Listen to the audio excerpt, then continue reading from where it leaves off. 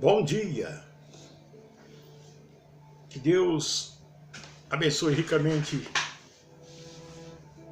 a sua vida, que a paz do nosso Deus Todo-Poderoso possa realmente estar sobre você. Hoje eu quero fazer algo diferente. Eu sempre termino nas minhas mensagens dizendo assim: eu sou Rubão. Hoje eu quero estar falando um pouco deste Rubão. Vocês vão conhecer verdadeiramente quem é Rubão. Mas vocês vão também conhecer quem é Deus nas nossas vidas. Você vai conhecer um pouco da bondade de Deus. Você vai conhecer um pouco da maldade do Rubão. Eu quero começar lendo para vocês uns versículos. E vocês prestem atenção. O primeiro versículo é Isaías 45:2. A palavra de Deus diz o seguinte: eu irei adiante de ti, endireitarei os caminhos tortuosos, quebrarei as portas de bronze e despedaçarei as trancas de ferro. Continuando, agora Isaías capítulo 1, versículo 15, 16 e 18. A palavra de Deus diz assim, versículo 15: pelo que, quando estendeis as vossas mãos, escondo de vós os meus olhos. Sim, quando multiplicai as vossas orações, não há osso, porque as vossas mãos está cheia de sangue. Versículo 16: lavai-vos, purificai-vos, tirai a maldade dos vossos atos de diante dos meus olhos. Cessai de fazer o mal. Versículo 18: vinde, pois, arrazoamos, diz o Senhor, ainda que os vossos pecados seja como escarlate, eles se tornarão branco como a neve. Ainda que seja vermelho como carmesim, se tornarão como a lã. Para frente vocês vão entender por causa da razão desses versículos.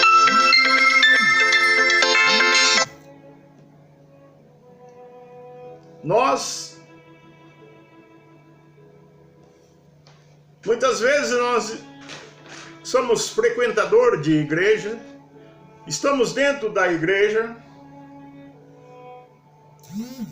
somos realmente devotos daquilo que às vezes nós acreditamos, mas isso não basta para que você seja um verdadeiro cristão. O que eu vou dizer aqui para vocês, o que eu vou contar para vocês, em Lucas capítulo 8, versículo 38 e 39, relata uma história conhecida que todos conhecem, a história do Gadareno. Gadareno era o homem que tinha uma legião de demônio dentro dele. Quando Jesus expulsou os demônios, ele ficou sã, ele ia acompanhar Jesus, Jesus disse, não, volte e conte para os seus parentes o que Deus fez na sua vida. E é isso que eu quero contar um pouco o que Deus fez na minha vida. Porque muitas vezes nós acreditamos em Deus, mas o Deus de Abraão, o Deus de Jacó, o Deus Todo-Poderoso. Mas uma pergunta que eu quero deixar para cada um de vocês. Que tamanho que é o seu Deus? Qual o valor do seu Deus? Porque acreditar num Deus do passado é uma coisa. Agora, acreditar realmente no Deus que você acredita, no Deus de hoje, no Deus do Paulo, no Deus da Maria, do Deus do João. Que tamanho que é esse Deus? Essa é uma pergunta que eu quero deixar para você. Você responde para si mesmo. Qual o tamanho do seu Deus? A razão dessas perguntas é porque no dia a dia, como eu disse, não vale apenas só ser um religioso, um cristão, um frequentador de igreja. Você pode estar dentro de uma igreja, cantando, louvando a Deus.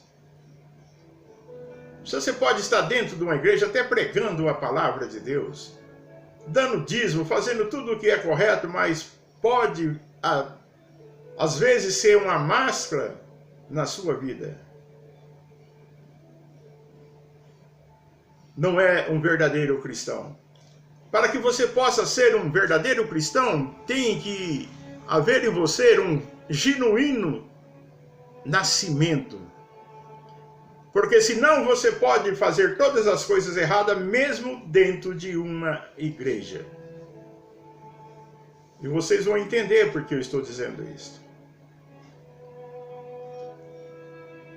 As formas, muitas vezes que nós comportamos dentro de uma igreja. Então eu quero pregar para vocês hoje, falar para vocês hoje do Deus de hoje, do Deus do Rubens, do Deus do Antônio, do Deus da Maria. Esse Deus, não o Deus de Abraão, de Jacó, Deus que abriu o Mar Vermelho, o Deus de hoje.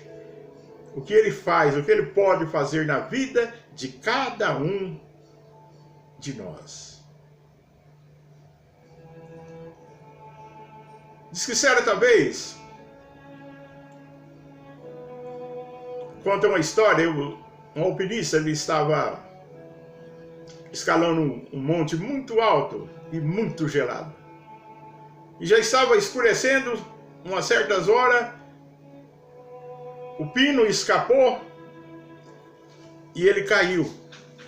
Ficou de pendurado na sua corda. E naquele vácuo gelado ele não poderia enxergar nada, só neve, já estava escurecendo. E ele, seguro naquela corda, sentiu a presença da morte e ele olhou para cima e disse: se existe realmente um Deus, me ajude. E ele ouviu uma voz dizendo o seguinte: filho, solte a corda. E ele demorou um pouquinho e tornou a perguntar: se existe realmente um Deus, eu peço que me ajude. E ele tornou a ouvi-la: solte a corda, filho. Isso passou. Quando foi no outro dia, a equipe de resgate saiu em procura dele. Um certo momento encontraram ele, pendurado naquela corda, morto, congelado, a menos de 2 metros do chão. A situação que ele se encontrava, a neve não deixava ele ver nada.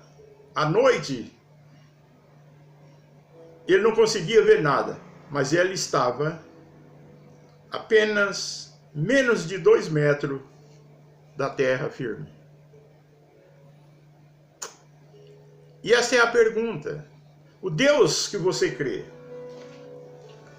o Deus seu, o Deus do Antônio, o Deus do Paulo, o Deus do João, o Deus da Maria, o seu Deus, você crê nele ao ponto de soltar a corda? Porque se aquele homem confiasse realmente na palavra de Deus, ele não teria morrido, ele teria soltado a corda e caído na terra firme, a menos de 2 metros ele estava. São coisas para que nós possamos pensar a respeito de Deus. Por acaso, se um dia você vai ao médico, e lá você tem uma notícia que você está num câncer terminal,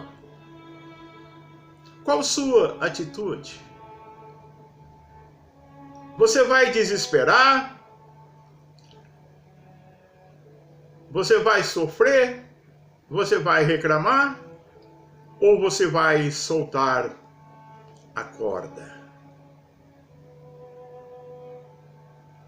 Essa é a diferença de conhecer Deus, de amar a Deus e confiar em Deus. Isso que eu estou gravando hoje não é para que vocês possam olhar e dizer, nossa, olha o Rubão, crentão. Não, não é isso. É para mostrar para você, esse Deus que nós servimos, ele é real.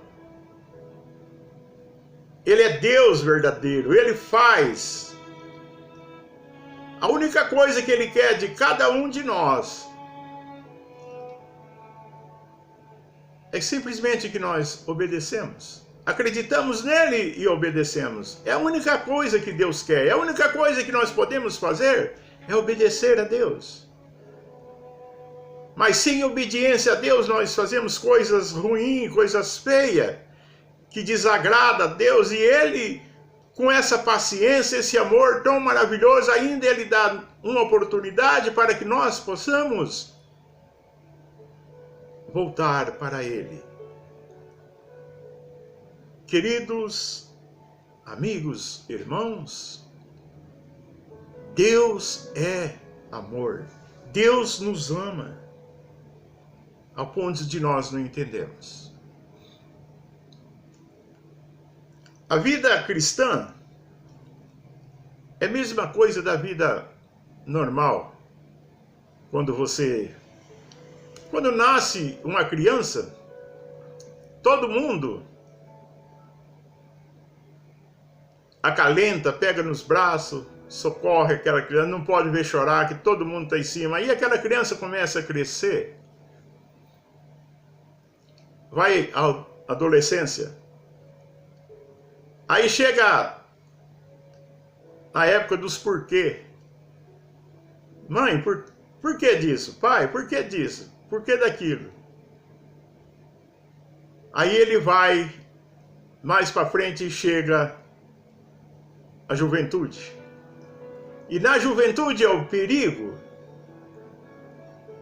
que ele pode distraviar, pode procurar caminhos errados, porque ele se acha dono de si. Os pais já não mandam mais nele, ele vai fazer o que quiser da sua vida. Ele acha que sabe de tudo, mas não sabe nada. Ele não acredita mais nos pais, não acredita mais nas pessoas que a vez querem bem. Ele acha suficiente, dono de si. Aí custa ele chegar, ele vai só aprender isso na maturidade. Ele vai dar tanta cabeçada até chegar à maturidade. Assim é o cristianismo. Quando você aceita Jesus como Senhor da sua vida, você é querido por todo mundo na igreja, porque você está começando a caminhada da fé. É irmão fulano, irmão cicrano, ou irmã que seja, todo mundo te agrada. Aí você começa a aprender, você chega à adolescência. E na adolescência você já entendeu muitas coisas, você começa as perguntas, por que disso? Por que não pode fazer isso? Por que não pode fazer aquilo? Por que não pode? É o porquê, porquê. Aí você chega à juventude cristã. É a mesma coisa. Aí você já acha que você sabe tudo. O pastor já não sabe mais, o pastor já é quadrado. O hino que canta na igreja já é ultrapassado. A vida não é bem isso que os pastores pregam. A palavra de Deus, a Bíblia já não é mais a palavra de Deus. Você quer saber mais do que a Bíblia? Isso acontece na minha vida, aconteceu na minha vida, acontece na sua vida e na vida de qualquer um. Você já se acha dono de si, você já se acha conhecedor de tudo. Você está apenas na juventude cristã. Apenas.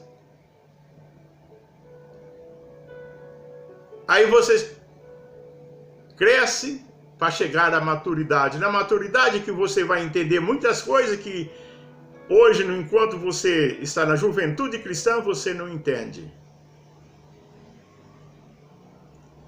E é nesse ponto que eu quero começar a minha história.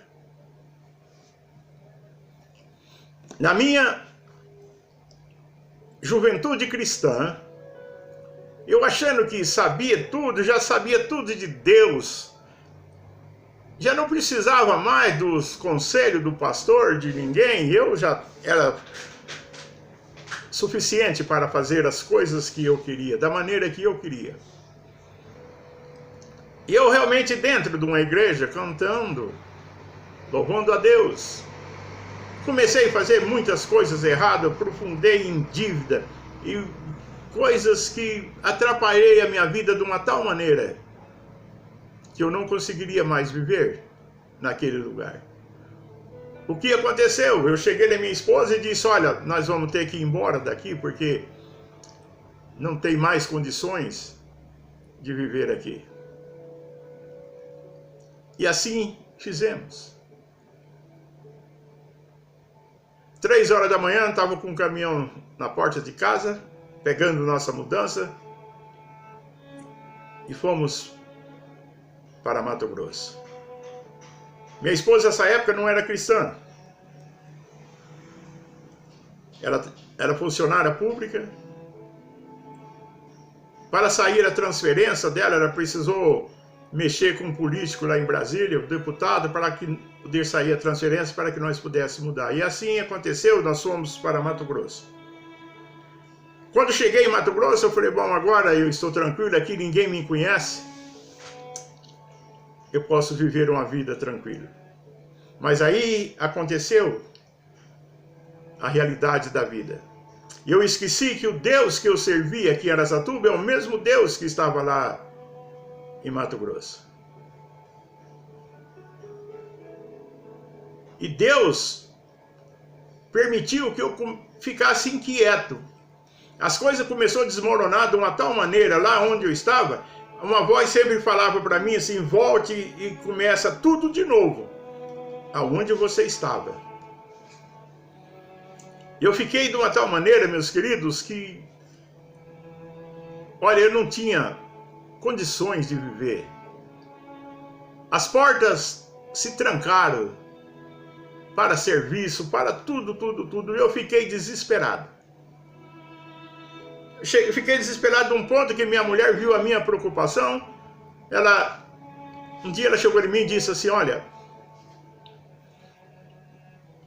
eu fui ali numa pessoa E ele falou tudo da minha vida, tudo que aconteceu na minha vida, ele falou. E eu gostaria que você fosse lá para ver por que está acontecendo essas coisas da nossa vida. Na hora eu pensei, falei, eu não vou não, eu sou crente, não vou fazer essas coisas. Mas foi passando o tempo, e a corda estava apertando cada dia mais. Até que um dia, eu fui. Era um homem que trabalhava com... Ele era mesa branca, negócio assim, nem sei bem o que era. Mexia com negócio de espírito, essas coisas imundas. Eu cheguei na frente daquele homem e ele começou a falar comigo. E ele pegava uns negócios igual uns caramujos pequenos. Ele jogava assim para mim, olhava e dava um gemido. Aí ele, certa hora, ele parou, ficou olhando bem em mim assim e disse, gozada. Todas as pessoas que vêm aqui têm um santo protetor. Todas as pessoas. Tem um santo que protege eles. Agora você é tão protegido, mas é tão protegido que não era para estar acontecendo nada disso que está acontecendo na sua vida.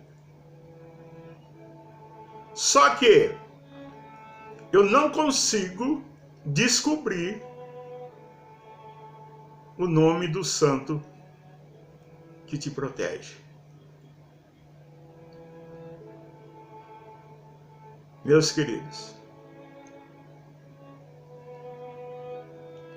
nessa hora o mundo parecia que tinha acabado para a minha vida. Naquele lugar que eu estava, cercado daquelas imagens todas esquisitas, demônios com aquele tridente na mão, era uma coisa esquisita. Eu ouvi a voz do Espírito Santo de Deus falar no meu ouvido dizendo, filho meu,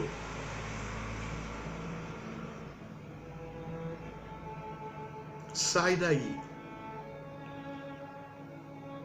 Porque aí não é o seu lugar. Eu fiquei desesperado, levantei dali, despedi daquele homem e pedi para que Deus me matasse. O meu remorso foi tanto que eu pedi a Deus que eu não queria mais viver. Que Deus me matasse pelo que eu estava fazendo. Mas ainda bem que Deus não ouve oração de tolo. Deus é amor. Deus nos ama. Deus é verdadeiro, Deus não brinca, Deus não brefa. Ele é Deus na minha vida e na sua vida também. Olha, eu, um crente, dentro numa sala de um macumbeiro. E o Espírito Santo de Deus falando, filho meu, sai daí. Aí não é o seu lugar. Isto é bondade de Deus. Aí, para vocês entenderem, as coisas começou a complicar mais ainda. Como é que eu poderia fazer? Eu não estava bem naquele lugar. E lá naquele macumbeiro, a hora que ele estava jogando aquele escaramujo, ele olhava para mim e dizia, olha, tudo está indicando aqui para você que Aqui você vai se sentir muito bem. Alguém vai ajudar você, você vai ter muito dinheiro aqui. Eu mexia lá com aqueles negócios, jogava, vai, ó, tá apontando isso aqui é riqueza, é ouro. Tá tudo apontando para você, você vai ter muito, você vai ser uma pessoa muito bem aqui. Alguém vai ajudar você. E para vocês entenderem por que dessas coisas, eu estava morando numa casa, sem conhecer o homem, sem nada. Um dia encontrei ele, conversei com ele, ele falou, não, pode morar na minha casa. Ele era um fazendeiro. A casa que eu estava morando, eu mudei para Dourado. A casa que eu estava morando era a sede da fazenda dele. Começou a dividir, foi dividindo para fazer cidade e ficou o lugar da sede. E tinha mais ou menos quase um alqueiro em volta da casa da sede. A casa que eu morava tinha 4 dormitórios, cada um dormitório era uma suíte. A área da casa, ela rodeava a casa inteira. Para vocês terem uma ideia, no jardim da minha casa tinha um mini campo, de tão pequeno que era a casa. Então, quer dizer, condições eu estava tendo, bárbara, e pagava uma mixaria, não conhecia o homem. Mas aquilo para mim não estava bem, alguma coisa estava errada, e eu não queria ficar ali. E certo dia, chegou um telefonema. Era para minha esposa vir para assinar os papéis da transferência. Aí eu entrei em desespero. Eu falei, como que? Para sair essa transferência, precisou mexer com um deputado lá em Brasília. E agora? Como é que eu vou fazer? Agora que eu quero ir embora, eu não posso, porque saiu a transferência. E ela veio embora para Araçatuba para assinar as transferências. Agora, preste bem atenção como Deus trabalha na nossa vida, mesmo nós não entendendo. Nós tínhamos mudado para Dourado. Aí ela me ligou dizendo assim, ô Rubens, aqui tem uma ordem o seguinte, a transferência não saiu para Dourado, mas saiu para Campo Grande. Ou nós temos que ir para Campo Grande,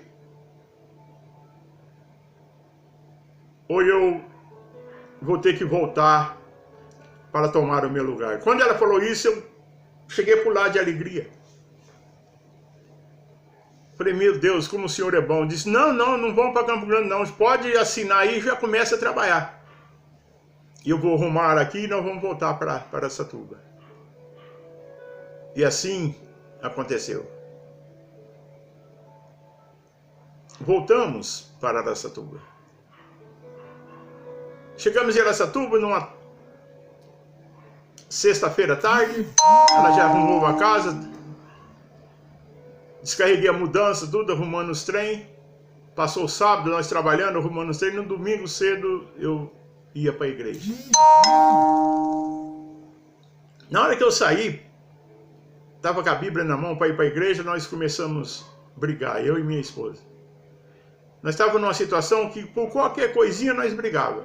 E começamos a brigar por causa de uma tábua do guarda-roupa que tinha quebrado. Ela começou a falar e eu comecei a responder, de repente eu escutei aquela voz no meu ouvido. Eu falei assim, ó, o que você está fazendo? Lembra bem de onde eu tirei você. Você acha que é alguma coisa? Pensa bem aonde você estava. Aí eu me calei. A hora que eu ia saindo, ela olhou para mim e disse assim, olha aqui. Eu não fico mais um minuto junto com você. Se você quiser ver os seus filhos, você vai na casa da sua sogra, que hoje eu estou indo embora. Eu fui para a igreja. Mesmo com o coração partido, eu deixei tudo para trás e fui para a igreja. Aí cheguei na igreja, todo mundo, procurei o meu pastor. todo mundo feliz porque eu tinha voltado. Aí eu chamei ele em particular e contei a situação para ele. O que estava acontecendo na minha vida, eu disse para ele, olha, eu vou chegar em casa, minha esposa não vai estar lá. Ela falou que vai embora. Aí ele falou, vamos orar. Oramos e ele pegou esse versículo que eu acabei de ler. Esse é o versículo da minha vida. Isaías 45:2. Ele leu para mim. Eu irei adiante de ti. Endireitarei os caminhos tortuosos. Quebrarei as portas de bronze e despedaçarei as trancas de ferro. Ele disse para mim assim, tome posse desses versículos. Aí fomos assistir a escola dominical.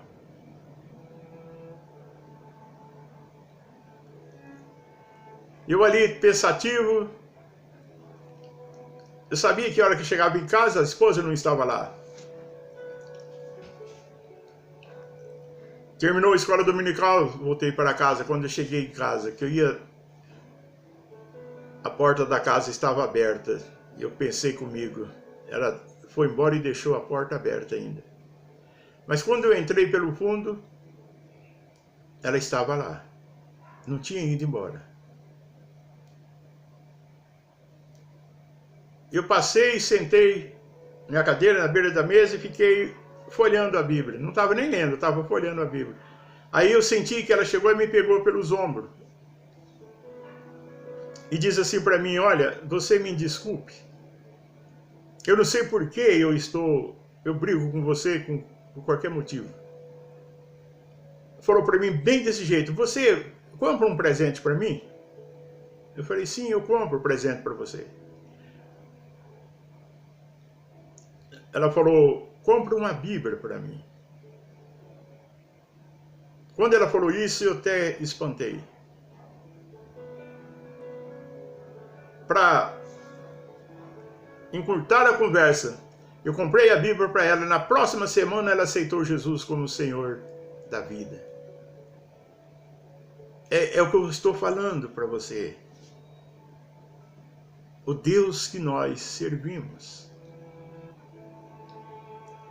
Enquanto eu estava na igreja, fazendo o que eu poderia fazer, que era louvar ao Senhor, agradecer ao Senhor por tudo que tinha feito em minha vida, Deus estava na minha casa fazendo aquilo que eu não poderia fazer, transformando o coração da minha esposa.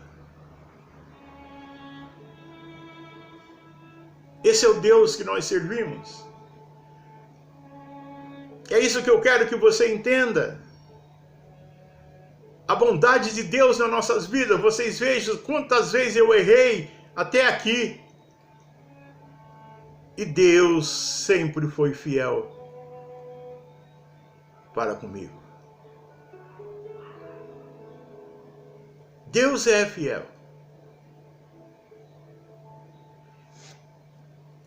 Para que não fique muito longa para vocês, eu quero dividir esse testemunho, essa mensagem em outras partes. Vamos para a outra parte.